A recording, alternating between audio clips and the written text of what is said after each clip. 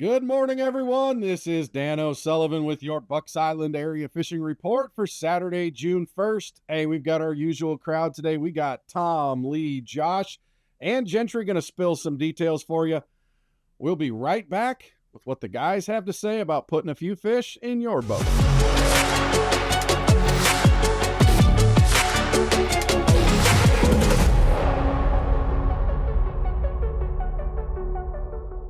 Oh my gosh, it's getting middle of the year time and it's starting to get hot. Tom, is the fishing responding? Absolutely, Dano. I can't believe that we're already in June. I mean, just a few short weeks when we're going to be in the dog days, I think. But the fishing's really hot right now. We've had a bunch of cicadas out there. I think most everybody has seen some of those. A lot of brim poking at those, and a lot of bass following those brim around. So you can really get up shallow right now and throw that pawpaw around early in the morning, maybe even a little frogging or something along those lines when you find some of that topped out milfoil, and catch some of those bigger fish earlier in the day than most people are really targeting. Another really good tactic right now just to catch some fish is to put you on a little flipping weight, maybe not even a 3/4, but go out there and fish that milfoil, that shallower milfoil, maybe a 4 foot or so, and catch a lot of fish flipping right now. I mean, it's really, we've always talked about Guntersville, one of those lakes where you can catch them shallow, you catch them deep. Of course, the deep bite is a little bit hotter, some bigger fish. You got to find a lot of competition out there too. There's a lot of boaters, but that's where the big fish are really coming from. I mean, not to say that you can't catch a big enough shallow, but if you really want those big 30-pound bags, that these guys have been bringing in, you're going to have to get out there on those ledges and find those areas, with your electronics with, I think, just a few fish. That's going to be the tactic, and maybe throw something a little different, a Ned rig or, a glide bait, just something a little bit different these fish haven't really seen. They've seen about every drag and jig, ball and chain out there that they can get their hands on. But don't forget the old shaky head too. A big old shaky head really putting some fish in the boat. I don't know what it is about that thing, but they just absolutely love it. So, yeah, go ahead. I'm sorry. So the cicadas, are they actually hitting the water out there? Is it something that maybe you might get a jitterbug out there early in the day and see if you can get that kind of wibbly wobbly action going on? Absolutely. I think you can do, like I said, I think a pawpaw is probably the best thing just because it simulates a little brim up there. But once those cicadas hit the water, the brim are just tearing them apart. They're just leg, wing here and there, and they just keep popping at them till they get them apart. But the bass are really recognizing that, and they're taking care of the brim before they get the cicada out. So, it's a fun time when you see all that happening. It's just you get a lot of topwater movement. It's a lot of fun to get out there and just sling around some topwaters. And, when you get a blow up on a pawpaw, it's a pretty nice one. So the brim bite's got to be decent too, right? Oh, absolutely. Brim bite's been real hot. The last 2 weeks, you've seen it just really progress. I think the shell crackers are definitely done, moved out deep, but there's still a lot of big bluegill up there in those shallow areas when you got, some bare hard areas. You're going to see the bluegill. They're just loaded up. And of course the bass are in there too. And, we keep that a little bit of a secret sometimes, but a swim jig in a brim pattern will certainly put some fish in the boat. Brother, we appreciate everything. Tom, have a great weekend. We'll talk to you soon. All right, guys, y'all be safe out there. Tight lines. We'll catch you next week. Hey, we're joined by Gentry Gordy. Gonna talk a little bit of Jordan Lake and Lake Martin. Gentry, let's start at Lake Martin again, because that seems to be the one that people are struggling on the most. Well, just get in line, because I ain't got much for them this time of year. And especially, I mean, it gets a little better, when it gets a little bit hotter, just because the fish set up so much deeper. But right now they're just in that, in that funky where they're moving. You got a lot of them moving out. So, and Martin to me has always been one of the most humblest like that'll humble you so fast, because you can drag a Carolina rig on a point one day and catch 50 fish and go back and you can't find that school of fish for a mile. I mean, that's just the way Martin is though, but it's definitely, I'm definitely looking at my deeper points, my deeper docks. And this is after your top water bite, jerkbait bite first thing in the morning. I always keep a little bit heavier swim bait this time of year. Just if you see them out there to try to trigger them. But really, Dano, it's hard to beat a big worm and a Carolina rig up there right now. Yeah, what kind of colors are you looking at? Is it red bug a color, or is it a green pumpkin type deal? What are you looking at? I try to, green pumpkin is always, but in the summer months, yeah, I'd look at a plum or even the Texas red, the green pumpkin Texas red. I think Big Bite, Net Bait make that color. For some reason, they just seem to like it up there, Mark. All right, let's turn our attention to Jordan Lake. I know there's still some current kind of going through every once in a while because they got to generate power. What's going on at Jordan? Yeah, so, usually in the mornings and afternoons, if you want to get in the, in your canals or go up the river, that's typically your best times for them currents.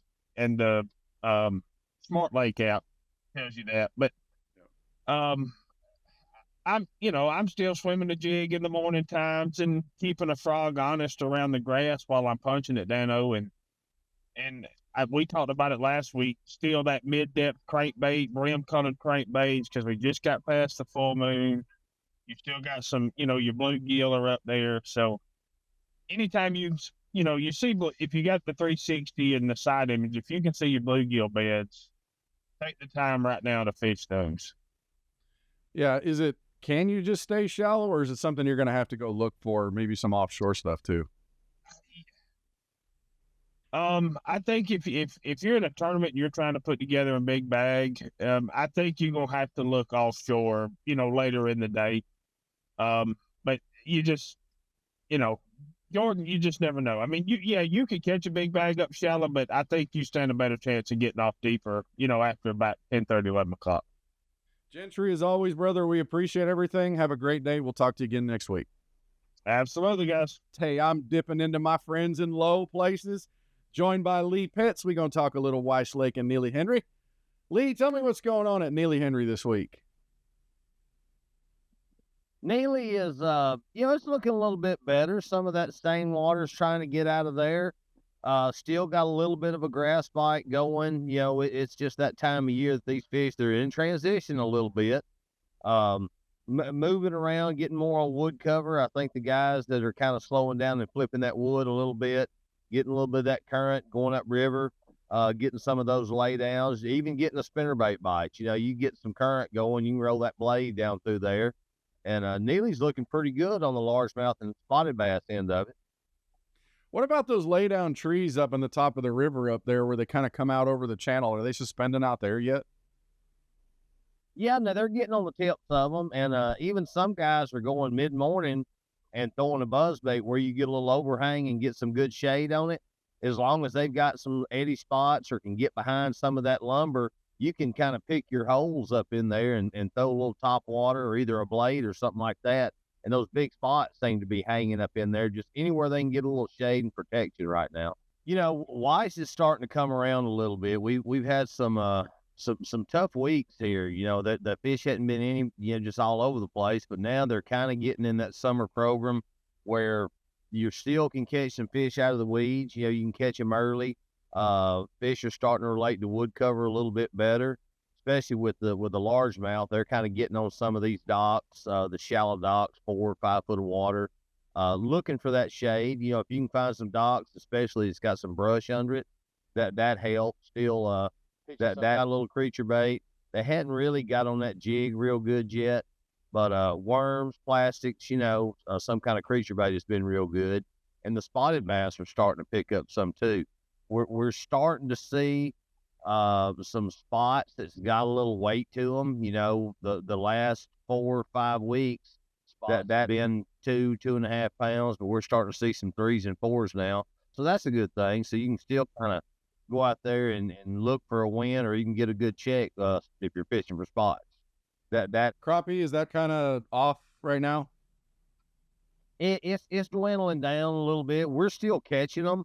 The fish are moving out right now on the deeper brush piles and kind of getting in that summer pattern more towards the big creeks and the river channels, and just wherever you can find some brush piles or some stumps, they're holding tight to that cover right now. so you can get out. And I'm even taking some of my Bobby Garland baits and putting an 8 or even a little bit bigger head on it, so I can get it down there deep and just kind of shake it and jump it up and down around that brush. And we're catching fish. Lee, as always, brother, we appreciate everything, and we'll talk to you again next week. All right, man. Sounds good. See you next week. Hey, we got Josh Heron on the line right now. Going to talk a little bit of Logan Martin and Lay Lake. Is it speed bump time out there on the lakes, Josh? Dude, you see a Lake Life sticker right now? That's like just a bumper sticker that says, "Thou cannot drive this thing." Just going to tell you, port to port doesn't exist. And just because you can afford to buy a boat does not mean you have the talent to drive one. It's an at your own risk kind of deal right now. But no, it doesn't matter. Fishing's, man, you can catch a bunch of them right now. We caught a ton at Lay last weekend. They would not get any bigger. I don't technically have a really good grasp on what's going on. We caught a bunch of them, whether it was jerking, we caught a bunch of them fishing piles. We caught several in the morning, like actually grass fishing, swim jigs, throwing frogs, stuff like that. We never got a quality bite. And that seemed to be the tail of the tape for a bunch of guys. There was a lot of those 10 and 12, 13 pound bags weighed in. And it seemed like you needed almost a mixed bag to break that 14, 15, 16 pound range. Yeah. So, this rain we had this week is probably going to add a little color to the river. Probably help out some a touch. The lay was, especially on the bottom end, was exponentially clear. You could, if you went and rolled up shallow to fish grass, you could see the bottom in like 3-4 feet.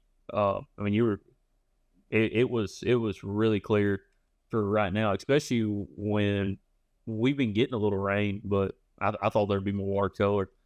I haven't been to Logan this week. I've been trying to avoid it like the plague. So you go up there, wear a helmet, buckle in. It's gonna get bumpy. And best of luck to you. Get there early, fish quick, leave quicker. Well, I know this time of the year is something you might want to take a shaky head, maybe even a drop shot rig, and look for some of those rock piles, but you're going to be dodging some boats, aren't you? Yeah. You don't have to have a set on you. You get out there and fish humps in the park right now. Yeah, exactly. But I know those rock piles out on the channel edges will produce a fish too, but it's going to be finesse fishing for sure. Oh, gosh. Yeah, and like I said, current flows go pick up, so it's going to get better. And this time of year, anyway, it's day to day. We're fixing to have a big mayfly hatch.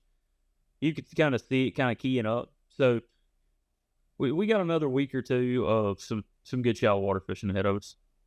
Sounds like it's time for a popper around some bluegill that are striking. Josh, brother, we appreciate everything. We'll talk to you again next week, my friend. See you, bud. Well, that will wrap up our Bucks Island Area Fishing Report for Saturday, June the 1st. Hey, we are here for you, whether it's the parts, service, the tackle, or if you're looking for that new boat. We got what you're looking for. Got special deals and everything going on. Come see us over here at Bucks Island. You are appreciated more than you know because you are the best part of Bucks Island. We're here for you. Thank you, and we'll talk to you again next week.